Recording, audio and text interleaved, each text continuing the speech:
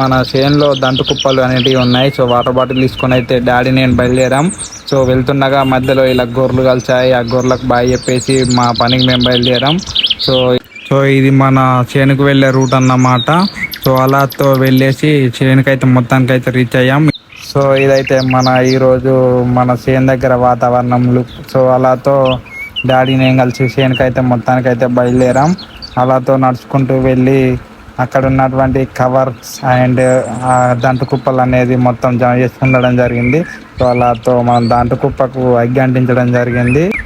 So అలాతో మొత్తం అక్కడ ఉన్నటువంటి కుప్పలు అంటించి ఇటు పక్కకు వచ్చితే ఇది ఏంటి స్విమ్మింగ్ పూల్ లా ఉందంటే అది కాదు, అందులో ఉన్నటువంటి మట్టి రోడ్డుకు ఉపయోగిస్తున్నారు. సో అలాతో వర్క్ కంప్లీట్ చేసుకొని కొంచెం ముందుకైతే వచ్చాను. మనకు ఇంటికి వచ్చేసరికి మామిడికాయలు ఉన్నాయి, అవి కోసుకొని కొద్దిగా ఉప్పు అలా చల్లుకొని చల్లగా కూర్చొని తిన్నాను. ఓకే బాయ్, రేపటి వీళ్ళం మళ్ళీ కలుద్దాం. Thank you.